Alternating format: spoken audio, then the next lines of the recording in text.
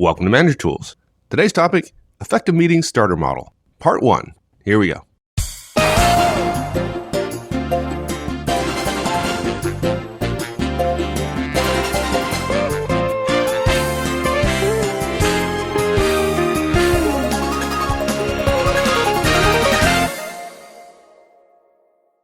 You know, we go to a lot of meetings, and I'm afraid to say, or sorry to say, I should say, that most of them are terrible.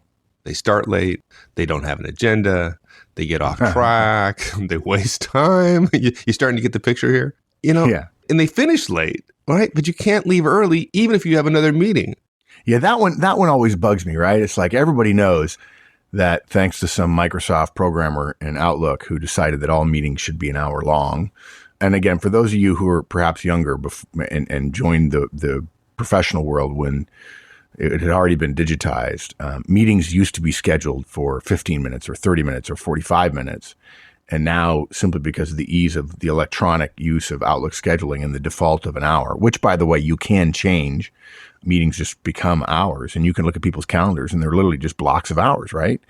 And it just stuns me that people actually tell me, no, I can't leave because in this other meeting. And you say to them, well, are you, was it valuable time in the meeting? Oh, gosh, no. I mean, we were just getting going. Or the other one is, well, it's usually pretty bad, but then everyone starts getting itchy to leave. And so the last 5 minutes is when everything happens.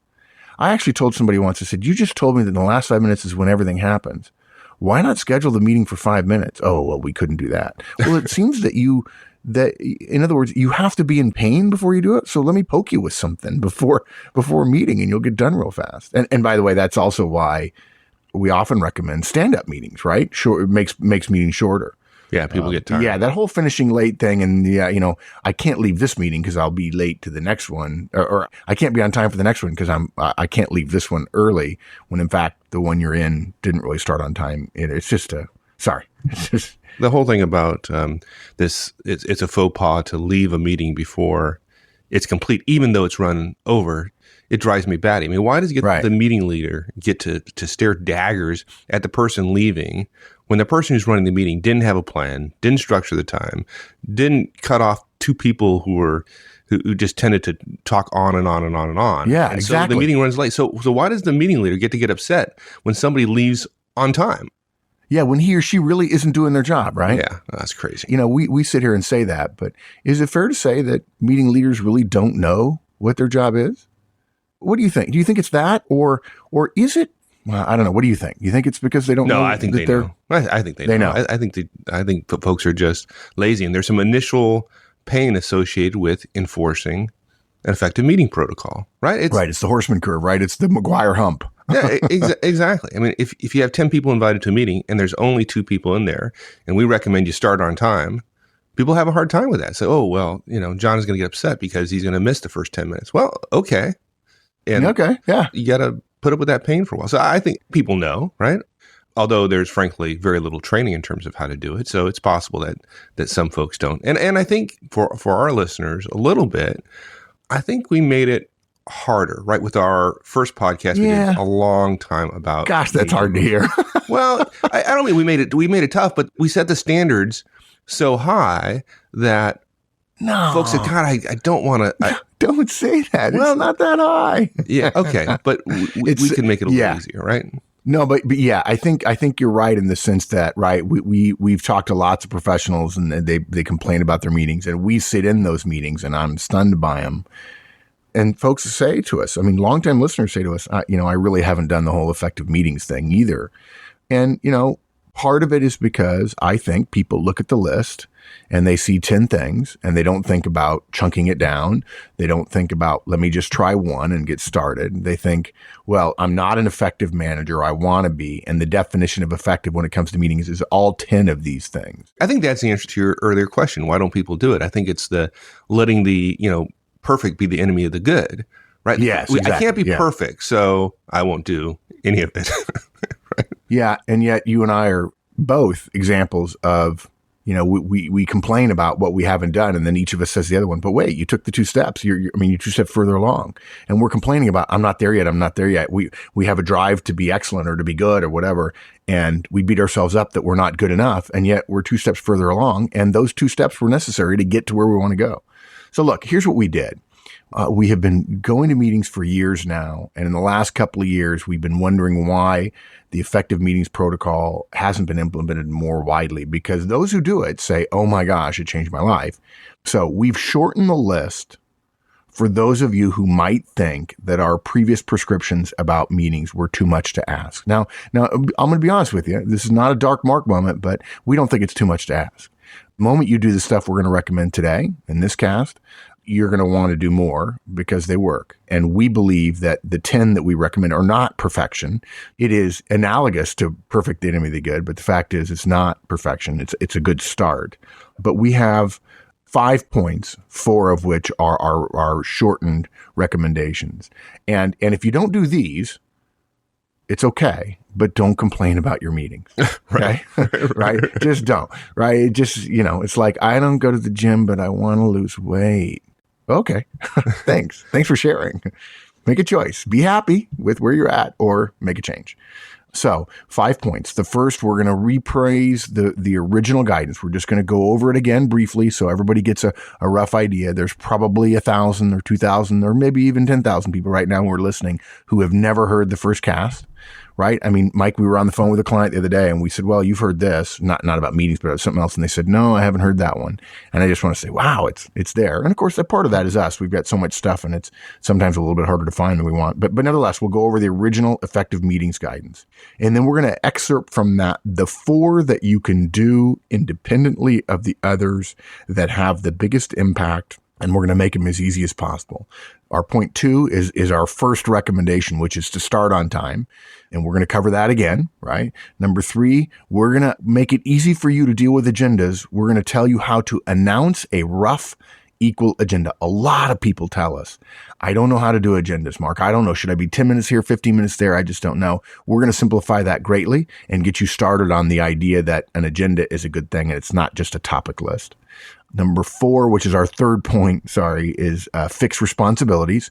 We really feel strongly that when you move from one topic to another, you close that previous topic out, and we call that fixing responsibilities. And then number 5, our fourth recommendation is finish on time, and we'll have very specific recommendations on that. And that one's actually the easiest, and it's maybe a little bit abrupt, but abruptness sometimes is a good thing. Yeah, really. How hard is it to stand up and walk out the door? No. Yeah. And yet people say, okay, I've actually had somebody lean over and say, Mark, I feel like the meeting's winding down. I'm really done with everything. What should I do? And I looked at him, I said, have you kind of gotten everything done you want to get done? He says, yeah. I says, you should end the meeting. He says, okay, but how? I'm like, well, just say, hey, meeting's over. He says, and he didn't say, I can do that. But the look that passed on his face was, is that, and I think really it was a case of, culturally, these people believe that the definition of a meeting ending was just kind of a last sigh of breath as people just kind of wandered away. As if rather than tying up the ends of a loose rope, the definition of end of meeting was when all the ends of the rope were clearly separated, right? There was no ending. There was just a denouement and a receding of the tide, so to speak. Yeah. I don't know. Well, you need a Heidi type by A person at those points in time. We're done, folks. Goodbye. We're done. Bye. All right. So wait, I want to talk more. And of course, there's always the guy who says, no, we're not done yet. And you look at him and say, yeah, we are. You know what you do, folks, when you want to get on? You say, hey, Mark, shut up. Let's get on to our point 1. Oh, okay. Sorry. Or in the meeting, one of the two. Because you're such a nice guy. There you go. Shut up. Okay. So the first thing you want to cover is a reprise of our original guidance. Why are we going to do that? Yeah. Look, okay. Really? Yeah. Look, it's worth it. A potential client asked us recently, hey, I'm a big fan. I've listened to all your shows. When are you going to do something on performance reviews? And those of you who've listened for 5 years, maybe we're nearing 5 years or something. We were thinking, really? I mean, are you kidding me? You've listened to all, I've listened to all your shows, but when are you going to do something on performance reviews? And I think you missed the 4 in a row we did on reviews like forever ago. And we did it in incredible detail. And then we also did one on how to prepare for your own review, right? Which is related, but of course different. And it just reminded me, right? There's a little bit of academic creep that I know I'm guilty of. Maybe you aren't, Mike, that a lot of folks have only heard some of our guidance for all kinds of good reasons. They came to the site, they saw one thing they really liked, and they listened to that, and they think, wow, this is great. But then they got to go through the whole back catalog, and they've got to listen to all of it and download it and so on. But, it occurred to me the other day that for those who don't necessarily want to listen and take that long, certainly they can subscribe to premium content and then read it, although you can't read while you're driving or doing the lawn or doing laundry or whatever. So it occurred to us that maybe folks don't know that we've talked about meetings before. It's been a long, long time ago. And look, the other reason is we all go to so many meetings. When we look at our original meeting guidance, we think none of this stuff is hard to do. All of it really makes a difference in terms of the caliber of the meetings. And look, we tell people all the time that communication is the single most frequent behavior of managers. It is. Right, between email and meetings and face-to-faces and so on, it's the most frequent thing you do. And meetings are particularly important communication moments because lots of people are listening. We ought to do them well. It's a bit like, look, if you're a software company, you ought to do QA really well, right? I mean, surely. Yeah, surely. Yeah. If you're a consumer products company, you ought to do product safety really well. Well, one thing all companies do a lot of, enormously, millions, billions, trillions of dollars a year are spent in meeting time.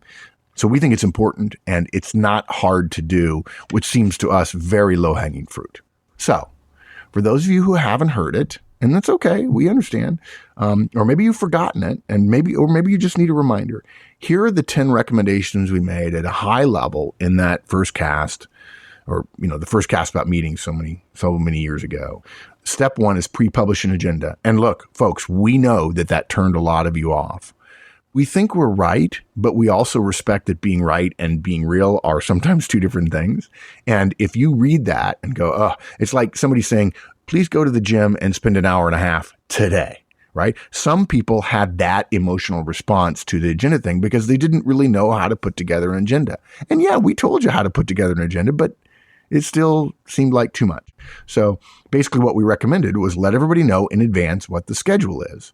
And most people, not most, many people, maybe it's as high as 40%, think that an agenda is just a list of stuff you want to talk about. Like, we've got 3 topics. Our agenda is these 3 topics, A, B, and C. But it's not. An agenda is a series of items that have times and usually owners assigned to them. Although so often in so many meetings, you don't really need to have the owner unless different people are briefing different things. Particularly for recurring meetings, the owner is fairly straightforward in most cases. But at a minimum, it includes a start time for every item you're going to discuss. And by the way, the end time for the meeting that you're going to discuss is the start time for the next item. And so managers make the mistake of saying an agenda is just a list without allotting specific times. And so what you do is you sit down in advance and you figure out what the agenda is. How many items do I have? How much time do I have? How much time do I need to give to each item? And when you've got it all figured out, you send it out to everybody who's coming so they know when what is going to be talked about is going to be talked about. So pre-publish an agenda. Second thing, start on time. And we'll talk more about this in later, of course. It's amazing to me that we all can't seem to get this one right. And to be fair, Manager Tools has meetings every week. And there are moments when I'm a couple minutes late or somebody else is a couple minutes late. And yet, thankfully, Maggie starts us on time 99 times out of 100. And it's actually, the great thing is if you start a meeting on time, people come to a meeting on time. Just to add one thing here, which I don't think people think about a lot, but if you publish an agenda, it's very possible that there are folks who are coming to your meeting that aren't required except for agenda item 2. And if they know, if you've established a habit where you start on time and end on time and you follow your agenda, the fact is people can show up for a part of the meeting. And I'll tell you, I've been there. And when somebody runs a meeting like that, and I know I can walk in at 10:30, attend the topic that I need to attend to, and then get on to my next meeting, man, I want to kiss their feet. Yeah. I want to kiss their feet. Yeah. Okay. And all of us have in us the capability to do that. And it happens so frequently. So if you're not a manager now and you go to meetings that are sloppy, and I use that term lightly, but you know what I mean. They're not efficient. They're not effective. Make a commitment now to use these starter techniques. And yeah, it's going to be awkward. People are going to say, what are you doing? Just say, well, I just thought I'd try to do something a little bit different. I want to be respectful for people. Don't say, I sat in a lot of really crappy meetings and I'm going to do it right. That's something I might do, and it doesn't work real well. So look, you start on time. Everybody wants to do it, but nobody does. Maybe start times and diets are related in some cosmic way. It's easy to do it too. You just start. You just literally at 10 o'clock, you say, okay, we're starting. Only if, you got, the vast majority of the people in the room, right? No. You wouldn't start with. No, this is where now look, I could save this story for later. I believe I've told this story once before on air, but it bears repeating as our audience continues to grow. True story. A client called me once, a good friend of mine, a guy who was really non-confrontational. I mean, one of the most non-confrontational senior level people or top of an organization people I've ever worked with. Off the charts high C. Okay, very much a diplomat. And he said to me, he says, look, I got a problem with my morning meeting every week on Tuesday. I have a morning meeting with all the department heads, and often some of the sub-department heads come to the meeting. And, we used to have the meeting at 8:30. The workday starts at 8:15, and I would have the meeting at 8:30. No, I'm sorry, that's wrong. It was the workday started at 8, and he was starting his meeting at 8:15. So people would come to his headquarters and, they'd get coffee and donuts, whatever, and they'd file it in the meeting room, right? And he says, look, I'm struggling because people don't come to the meeting on time. I said, okay, when is the meeting scheduled to start? He said 9:30. And I said, wow, I remember when I worked with you a couple years ago, it was 8:15. He says, yeah, look, I started at 8:15 to give people a chance to get to work and get comfortable and then come to the meeting. But I would be there at 8:15 and nobody would be there. So we'd end up starting at like 8:30. And so I just figured it was hard for people to get there on time. So I moved it back to 8:30, and then people came at 8:45. And so I moved it back, and now I'm starting at 9:30. And the problem is it's a 2-hour meeting, and I got to get done before 11, and I can't get it done. And I said, well, why do you keep moving it back? He says, because people keep not showing up. And I figure they've got other stuff to do. I said, but surely, after an hour of moving it back, that it's not about the fact that they have other stuff to do. And he said, oh. I said, look, here's what you do. And this is what a friend of ours would call in-your-face coaching. I said, here's what you do. I said, we could talk for hours about the theory, but let's not do that. Let's just do this. I said, what you're going to do is the next meeting, you're going to send out an email on Monday and say, hey, by the way, the meeting needs to be early tomorrow. The meeting is going to start at 8:15. I'm going to start at 8:15. Right? Just send out a note. And these are department heads who know this guy, talk to him every day. It's not as if they hate him. He's not unloved. He's a respected manager and so on. Not a confrontational kind of person. And he actually said, well, I'm not really comfortable with that. I said, look, I'll send you the email to send. And I knew who his directs were, so I sent the email. So I wrote the email knowing full well how it might impact each of his 7 or 8, or actually it was maybe like 10 department heads. So he got the mail, and I'm sure he analyzed it for an hour or two, and then he sent it out on Monday afternoon. And and I happened to be available, and so I went at 8:15, and I said, okay, at 8:10 I was in his office. I said, let's go start the meeting. And he says, he was uncomfortable, whatever. But at 8:15 he started the meeting, and his secretary/admin, a great person, was there, and he said, okay, we're starting. And she kind of chuckled. Right. And he said, first item on the agenda, this, and he looked around and nobody was there. And so now by then there were people out in the hallway in the headquarters, and they started coming in. But basically, he basically said, okay, it was like 8:25. He says, okay, meeting's done. He said to his admin person, let's send out notes of what came up and what was discussed and what needed to be done. And it was hard for him. Now, it won't be as hard for many of you who are listening to this because you're not as non-confrontational as he was, but he did it. And if he did it, you can do it. And he said, I don't understand why that works. And of course, you know what I said. Wait till next week. And next week at 8:15, everybody was there. And the meeting went 1 hour, not an hour and a half, 1 hour. Because if you start a meeting late, you're sending a message, time's not important. People are not going to feel that they need to keep to any sort of agenda or time sensitivity or whatever. And sure enough, 8:15 to 9:15. And he said, that was painful for me. He says, but unbelievable. And to this day, it's been 10 years now, that meeting, he's still in his role. That meeting is at 8:15 on Tuesday. Yeah, it's interesting. I hope a lot of managers don't miss the point. I tie feedback in here a little bit, right? You don't have to yell and scream and do all those kind of things when people don't show up on time, right? So yell and scream, they're 15 minutes late. Say the meeting starts at 8.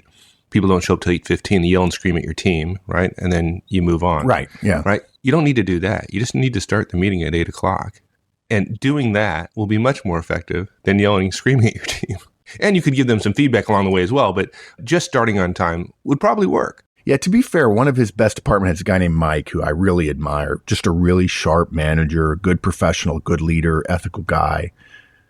He was almost always there like a minute or so after the meeting schedule start. And you know what's frustrating about this is waiting for everybody else is disrespectful to the Mikes of the world, to the sharp professional who's on time.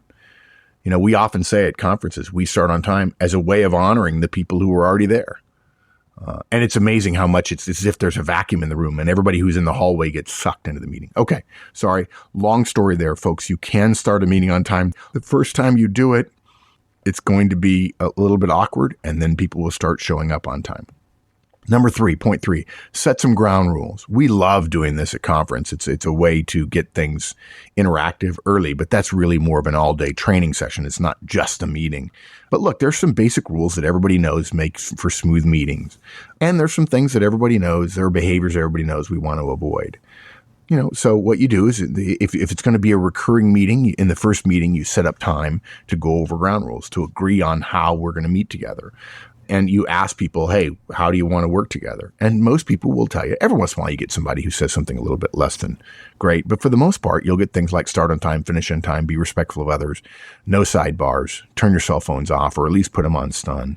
And in fact, in the original cast, we actually gave a list of what we recommend were sort of standing orders when it comes to ground rules. And if you don't want input, just say, if you're the meeting leader, just say, hey, look, here's our ground rules. They're listed right here.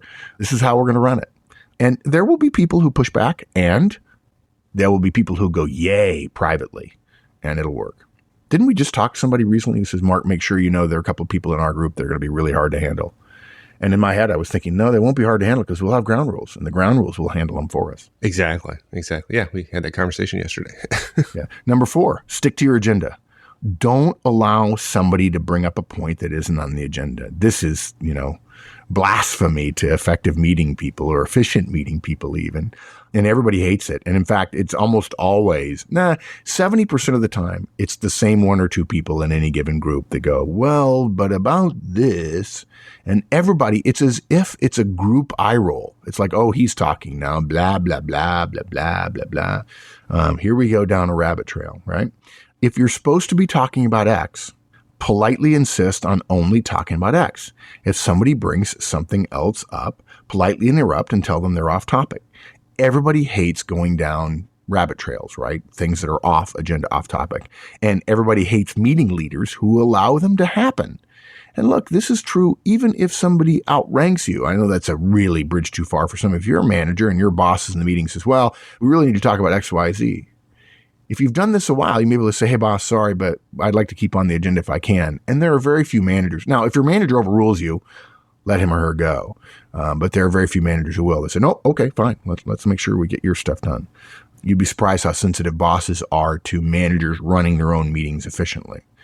Related to this is our 5th point, use a parking lot. A great way to handle rabbit trails, a great way to handle long-windedness or off-topic discussions. You set up a parking lot, or some people call it a bin, right? Where you put all topics, all issues, all ideas that aren't on the agenda that come up. When somebody starts saying, well, we need to talk about this quality initiative, say, wait, you know what? You're right, we do, but that's not what the purpose of this meeting is. We can't solve the purpose of this meeting and talk about the quality initiative. I'm going to put that in the parking lot. And we have 5 minutes at the end of the agenda today to cover things in the parking lot or to decide whether or not we can handle them in 5 minutes or whether we need another meeting or whatever.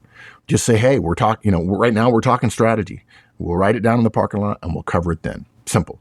The next one is my favorite, point 6, fix responsibilities. It works so well and it's so helpful because meetings tend to be so frustrating in terms of inefficiency and effectiveness. And then nobody does anything afterwards. And usually decisions don't always get made, but actions get assigned, deliverables get assigned, and yet they don't get tracked. And that's the way to do it. And we're going to expand on that one in just a minute. Number 7 is finish on time. And again, this is another one that we think really is important, and we're going to cover it in more detail. But look, if you start on time and manage the time in between, it's logical. And frankly, it's courteous to finish on time. And it's amazingly easy to do, really. It may feel a little awkward, but that doesn't make it hard to do. You can do it. It may feel like a bridge too far, but it's not. We also recommend publishing notes, not meeting minutes, by the way, but notes. Meeting minutes are very hard to take. Meeting minutes are generated, at least in the U.S. and I think in Western Europe, by Robert's Rules of Order, which is parliamentary procedure, which is just bizarrely complex. There are people who make six figures who are the parliamentarians in the U.S. House and Senate, and it's just, wow, crazy. And you ought not to be using parliamentary rules if you're running a management meeting. No, I wouldn't. Yeah. But look, you need to take notes during the meeting. And, it's simple. Notes are what was decided, who said what they do and when they would do it, and get them out fast after the meeting. And frankly, what we recommended in the original cast was take your agenda, spread it out over a whole page, lots of space in between for you to take handwritten notes, and then send somebody to copy the minutes with circled items about who's going to do what by when. And there's your minutes. And it's done within 5 minutes rather than people waiting around for 2 days for you to get around to transcribing the minutes, really not minutes, but notes in a way that's helpful to them. So you will get action after the meeting. The other 2 points we recommended, 9 and 10, continuously improve was number 9. Look, every once in a while, revisit what you're doing. Are the agendas that you're creating, are they accurate? Are they being followed? Are the ground rules working? Or maybe they're not, right? Are the right people in the room? Do we even need this meeting anymore? And maybe once a quarter, just put a 15-minute or even a 10-minute thing on a recurring meeting for continuous improvement and ask everybody, how do we think we're doing? That's how all processes are handled at professional organizations. They're reviewed periodically. And then last point, number 10, using a facilitator. We've talked about this several times in the last few years about, as a manager, delegating the facilitation of time and the meeting logistics to one of your directs so that you can be more involved in the content of the meeting rather than the process of the meeting. Have somebody else run the meeting, starting and timing, cutting people off, creating the notes, following up, and so on. And that gives you a chance to contribute more. Now, look, we don't think all of that is too much to ask. It's going to take a few meetings to get it right. But look, who's going to argue that taking 3 meetings to make your meetings a quantum better isn't worth it with as many meetings as we all go to? Thanks, everyone. That's it for this week. We'll conclude this topic next week. In the meantime, have a great one. So long.